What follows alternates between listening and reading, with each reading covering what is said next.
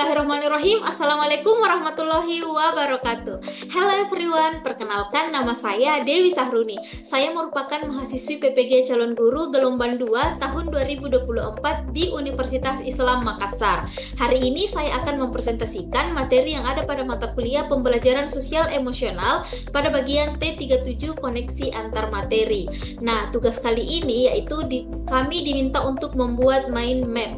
Jadi di sini mind map-nya itu adalah adanya keterkaitan antara materi yang ada di topik 3 atau experiential learning dengan topik-topik lain yang ada di mata kuliah Pembelajaran Sosial Emosional. Jadi di topik pertama itu membahas tentang pembelajaran sosial emosional, kemudian di topik kedua membahas tentang EMC atau empathy, mindfulness, compassion, and critical inquiry. Jadi di sini saya akan memberikan penjelasan mengenai keterkaitan ketiganya. Nah, sebelum itu perlu kita pahami bahwa apa sih itu experiential learning. Jadi IL atau pembelajaran berbasis pengalaman menekankan bahwa proses belajar terjadi melalui siklus pengalaman konkret atau concrete experience. Kemudian ada yang namanya refleksi atau reflective observation. Kemudian konseptualisasi abstrak atau abstract conceptualization dan eksperimen aktif atau active experimentation. Siklus ini memungkinkan peserta didik memperoleh pemahaman yang lebih dalam karena mereka tidak hanya menerima informasi secara pasif tetapi juga melalui siklus experiencing, reflecting, thinking, and acting, sehingga peserta didik ini bukan hanya mengetahui teori, tetapi juga dapat menghubungkannya ke kehidupan nyata mereka. Nah, di sini kita harus ketahui bahwa terdapat koneksi antara pembelajaran sosial emosional dengan experiential learning. Di sini bisa kita lihat bahwa keterkaitan antara IL dengan SEL itu dapat dilihat penjelasannya pada bagian ini, yaitu pembelajaran berbasis pengalaman tidak hanya berfokus pada aspek kognitif, tetapi juga melibatkan emosi, interaksi sosial, dan keterampilan hidup yang semuanya merupakan inti dari SEL. Sehingga SEL menjadi fondasi penting dalam mengoptimalkan IL. Collaborative for Academic, Social, and Emotional Learning atau CASEL mengidentifikasi 5 komponen utama dalam SEL yang sangat relevan dengan IL. Yang pertama adalah self-awareness atau kesadaran diri. Di sini peserta didik harus memahami emosi dan pola pikir mereka saat mengalami suatu proses belajar. Hal ini terjadi dalam reflective observation, di mana mereka menganalisis pengalaman mereka secara mendalam. Kemudian yang kedua adalah self-management atau pengelolaan diri. Dalam active experimentation, peserta didik belajar mengelola emosi dan tindakan mereka saat menerapkan pembelajaran dalam situasi baru. Kemudian poin yang ketiga yaitu social awareness atau kesadaran sosial.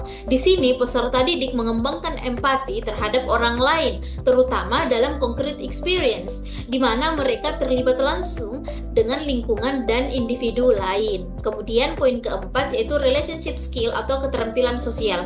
Di sini peserta didik akan berinteraksi dengan rekan belajar dalam berbagai aktivitas experiential yang dimana dapat membantu peserta didik meningkatkan kemampuan komunikasi dan kolaborasi.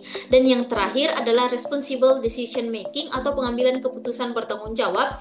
Melalui abstract conceptualization, peserta didik menghubungkan pengalaman dengan teori dan membuat keputusan yang lebih baik berdasarkan pembelajaran mereka. Nah, itulah tadi hubungan antara experiential learning dengan pembelajaran sosial emosional. Sekarang kita akan lihat bahwa apa sih keterkaitan antara experiential learning dengan EMC. Jadi jawabannya ada pada bagian sini, yaitu integrasi EMC atau empathy, mindfulness, compassion, and critical inquiry dalam experiential learning dan SEL. Nah, setiap elemen dalam EMC berkontribusi pada keberhasilan siklus pembelajaran pengalaman. Empathy atau empati membantu peserta didik memahami perspektif orang lain saat mengalami dan merefleksikan suatu kejadian. Empati memperkuat social awareness dalam SEL dan memperdalam concrete experience dalam IL.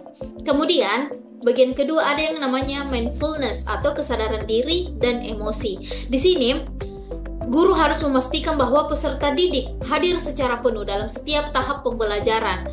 Ini berkontribusi dalam self-awareness dan self-management yang mendukung reflective observation dan active experimentation. Kemudian, selanjutnya ada yang namanya compassion atau welas asih. Di sini mengajarkan peserta didik untuk peduli terhadap diri sendiri dan orang lain dalam proses belajar. Ini memperkuat relationship skill dan membantu membangun lingkungan pembelajaran yang suportif. Kemudian yang terakhir, critical inquiry atau pemikiran kritis. Di sini dapat mendorong peserta didik untuk mempertanyakan dan menganalisis informasi dengan lebih mendalam yang berkontribusi pada abstract conceptualization and responsible decision making. Nah, itulah tadi hubungan antara experiential learning dengan SEL, kemudian integrasi IMC ke dalam experiential learning dan SEL. Sekarang saya akan menyampaikan mengenai kesimpulan sinergi antara IL, SEL, dan IMC. Ketiga konsep ini saling melengkapi dalam membentuk pembelajaran holistik, mendalam, dan bermakna. Experiential learning memberikan kerangka kerja berbasis pengalaman, SEL menambahkan aspek sosial dan emosional, sementara IMC memperkaya dengan pemahaman empati, kesadaran, dan pemikiran kritis, serta welas asih. Kemudian, dengan memahami dan mengimplementasikan ketiga konsep ini, guru dapat menciptakan pembelajaran yang tidak hanya efektif secara akademik, tetapi juga mendukung pengembangan karakter dan keterampilan hidup peserta didik. Baik, saya rasa itu saja dari saya. Saya ucapkan terima kasih banyak dan mohon maaf apabila ada kesalahan. Wassalamualaikum warahmatullahi wabarakatuh. Bye-bye guys.